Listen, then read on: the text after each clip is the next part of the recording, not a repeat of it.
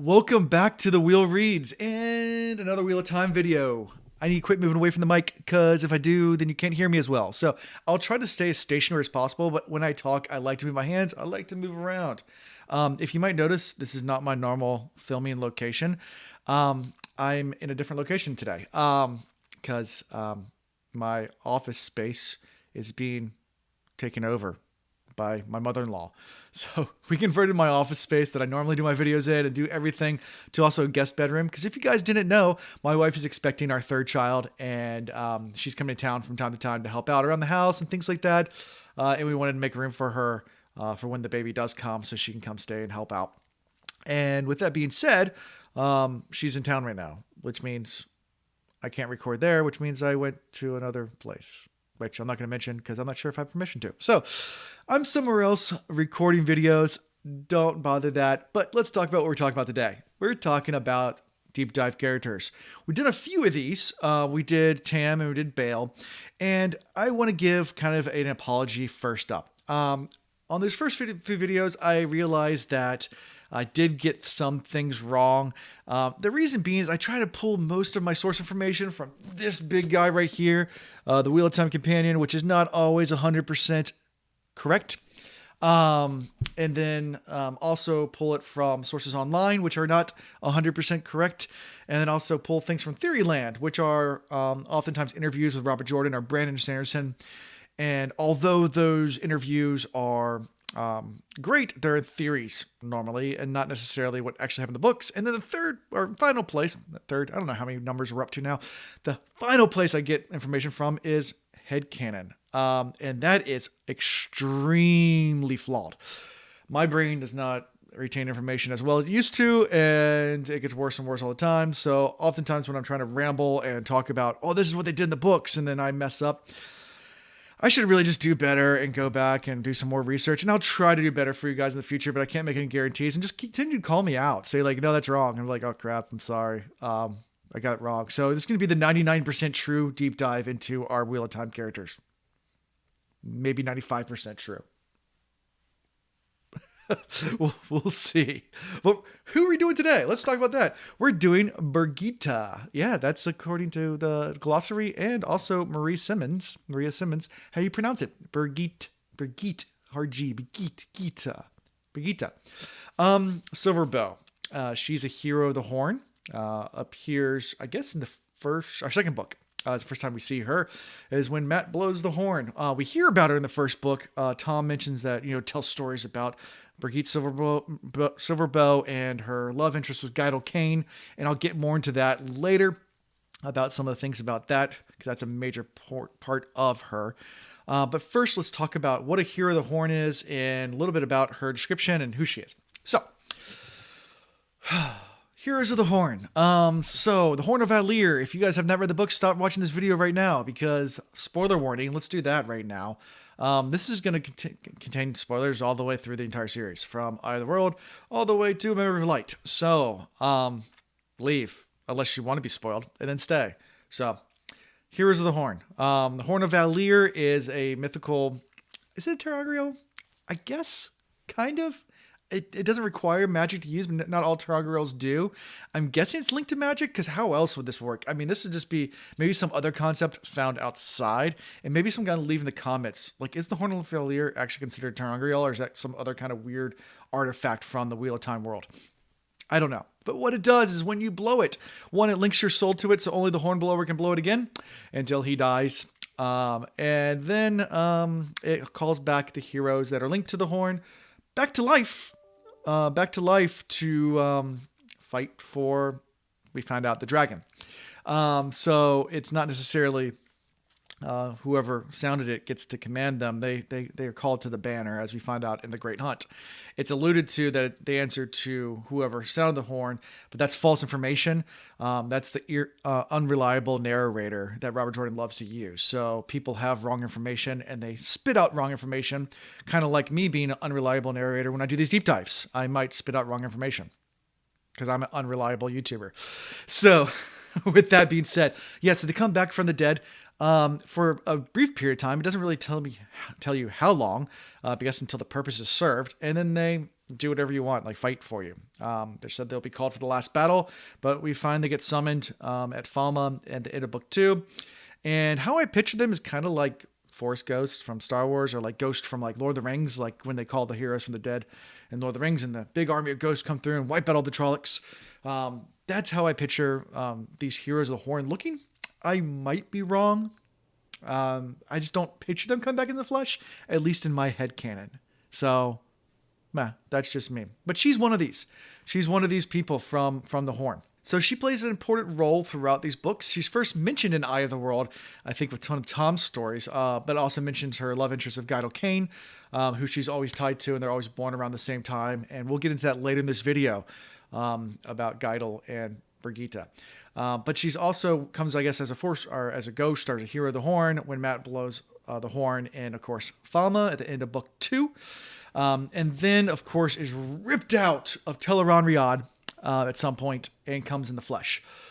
So before we get there, she does show up a bunch of times in the dream, whether it's to Perrin or next to the Tower of Genji, or I think she shows up to Nynaeve in the dream when she's trying to find Egwene while Egwene's out studying with the Wise Ones and in the Waste. She shows up there as well, saying it's dangerous here, you need to leave. So she kind of has been kind of going around helping out our characters from in the dream world.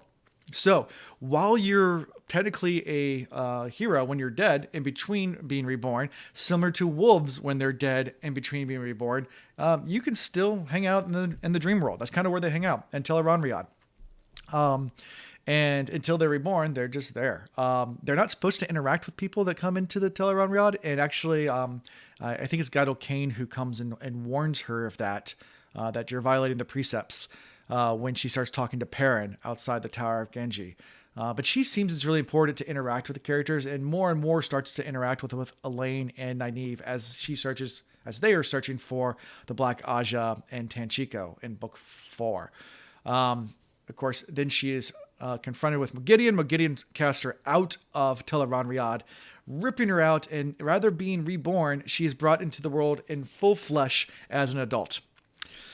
Now, this has never happened before, at least in this turning of the wheel. We can assume maybe it's happened millions and millions of times before as the wheel keeps on turning and the age keeps come again and again. But at least for this one and for the sake of this video, it's the first time it's happened. So it makes it a little unique. So normally when someone is reborn, they don't remember their past lives, or they might have fuzzy memories, but not full-on memories of all your past lives. Rand does a little bit, of course, with Luce Theron in his head, but he doesn't remember further back. Mat definitely does, but that's because he gets it from the Aelfin, from the Fen. When he goes in, is it the Eel or the Ale? I can't remember which one it is. One of the Fens. Mat gets his memories from previous lives, is what we can assume. Of being reborn, but that normally is not the case. Normally, you cannot remember previous lives. But she can, at least in the beginning. As time goes on through the book, she begins to forget about it, and that's something that she's really upset about and kind of makes her lose her will towards the end because she keeps on holding on to remembering Geidel, her lovers, star-crossed lovers, that every single time she's reborn, she's always linked to Geidel. So, because Geidel's maybe reborn, we don't know, but because he's not ripped out as well, we can assume that as she forgets that memory, that's really devastating for Birgitte. So let's talk about her description. So golden hair, usually worn in a braid, kind of like a Two Rivers, always has a bow, was always an archer. That's one thing that was asked of Robert Jordan in a interview one time, is if Birgitte was born in the first age, in our age, would she still be an archer, or would she be a sniper or something with a gun? And Robert Jordan said, always an archer, always an archer.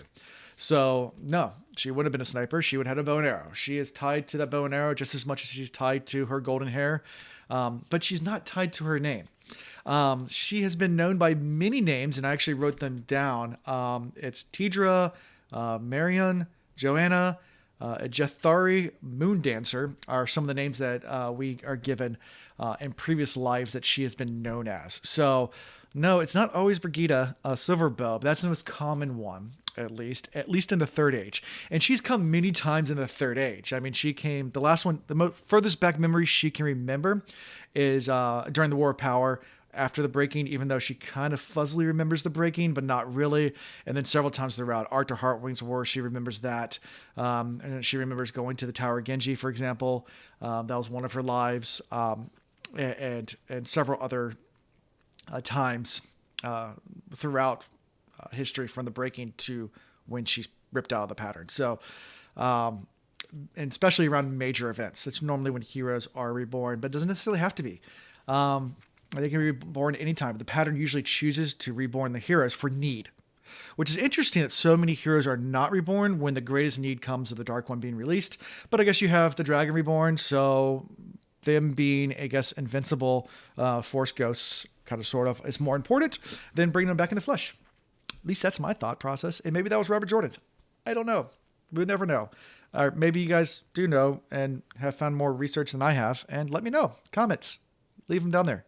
So, she's about 5'6", is how tall she is. But she always wears kind of like big heeled boots. So about 3 inches tall. So like I can imagine like platform boots. I mean, 3 inches is a pretty big step up, even if you're wearing like stilettos. Be 3 inches taller. So 5'9", I guess, with her boots that she's always wearing. And that's about it for the description as far as all we get. We don't get much else as way descriptions of her, besides that she's amazing with an arrow, bow and arrow, and is deadly with that thing. Now, what happens in the books? We've already talked about up until she gets ripped out. Of course, when she's ripped out, she's in dire need of healing, and the only way that they can think of saving her is Elaine bonds her as her warder.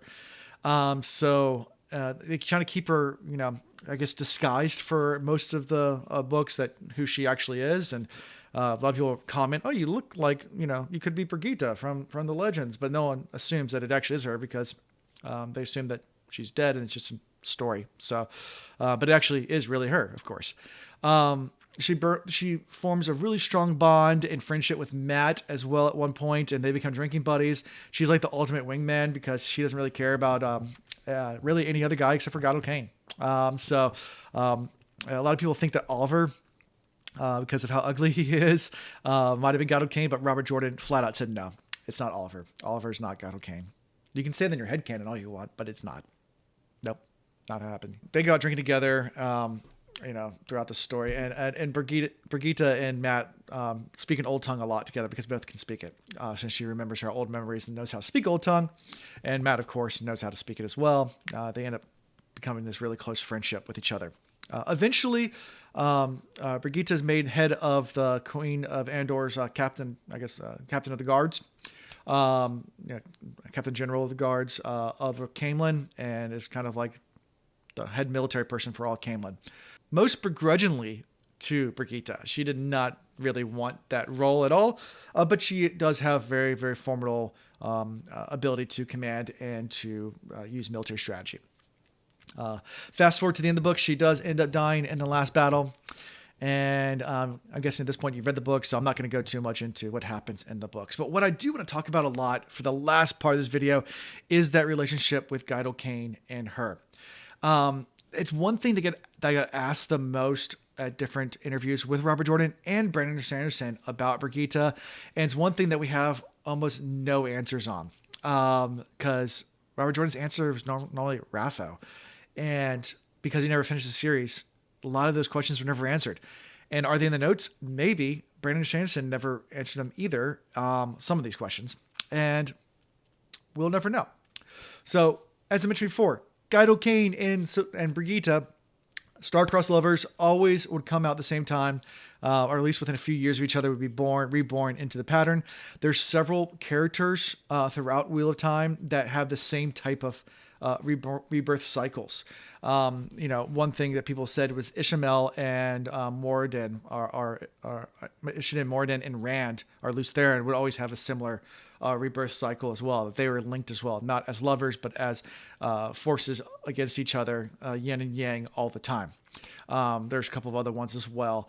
And we can do maybe a future video on all the different linked characters throughout Wheel of Time. But for right now, Birgitte, Gato Kane. Gato Kane was described as this ugly hero of the Horn as well. Usually had 2 swords, was a big guy, messed up face, just an ugly guy, but Birgitte was beautiful and loved him. And she always had a thing for kind of like guys that were bigger, more heavier set and had kind of scars and messed up faces. And that was kind of her thing because they reminded her of Geidel. So was Geidel reborn? That was one question that they always asked Robert Jordan before the last battle. And his answer was not conclusive. A lot of people think that it was one of the Ashmen.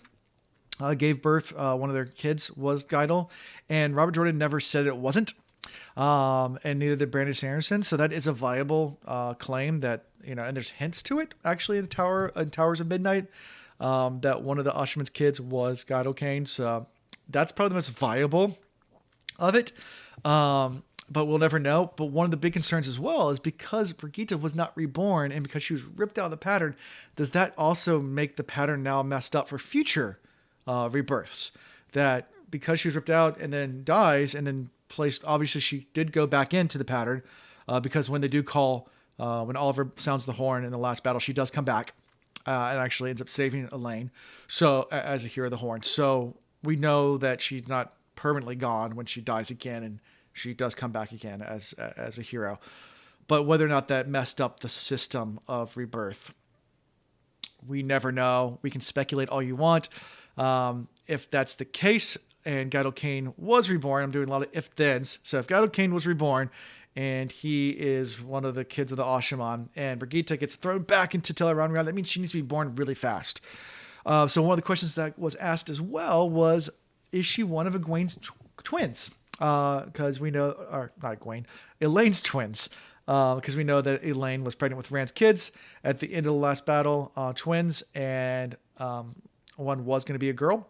So whether or not one of them ends up being Birgitte, Robert Jordan, I think, is either Robert Jordan or Brandon Sanderson. Now I'm going to be confused with the two. On an interview, someone asked him if it was Egwene or Birgitte, and he said that's very viable. So once again, using that viability, was it actually his notes? Was he just being cheeky in the interviews? Who knows? But maybe that is Birgitte because of that close connection with Elaine. Or it could be Egwene as well, who died in the last battle. Her soul could go into the womb of the child. And we don't know when the souls are transplanted to be reborn and things like that. That's something that never really get into the mythos and the workings of how that all works. We just know that you can come back and be reborn. We don't know when in the pregnancy that occurs, which we can debate that offline for hours, but up to you guys. So that's it for Birgitte, really. I just wanted to kind of add in those last few things about Geidel and her. Let me know if there's anything else that I missed about her. Like I said, it was one of those characters that wasn't a whole lot of information out there besides what already's in the books. And really on these deep dives, I want to pull information that maybe are not in the books. Personality-wise, she is kind of almost like that wingman type for Matt, at least. She's like a really, really chill, cool person that you would want to drink with, a drinking companion. I mean, even in the scene when I guess Min and Rand go back to knock some boots and she's outside, and of course she's linked to Elaine, so she feels through Elaine's link, I guess she can feel it as well, at least Elaine's emotions with Min and Avienda, and they all start drinking outside the room. She just seems like that type of person that's just a fun person to drink with and a good friend to have. Also just amazing with the bow, which archers are always badass. Just so cool. Always been a fan of archers, male and female alike. I did archery as a kid. So yeah, I like the bow and arrow. So let me know who you want me to do next. I already have a few suggestions for my next few ones, so it might be a while before I get to yours. And if I ever do, because if the suggestions start flowing in freely, it might take me a while, if ever, to get through all of them. I try to kind of sort them who I want to do. And then if someone's like, oh, you should do that, I'm like, oh, that would be awesome. I might build them up and do them faster. If it's someone like that I don't really like or don't really think that it'd make a good video, then I might be like, yeah, I don't really want to do this video. But suggest anyway. Make comments. Also, don't forget to like, subscribe. I'm going to do more of these. As you know, we're doing deep dives into some of the mythos and religions behind Wheel of Time. We're going to do some more stuff around Wheel of Time, but I really enjoy doing these character deep dives and doing some research. So let me know what you guys think. And until next time, peace.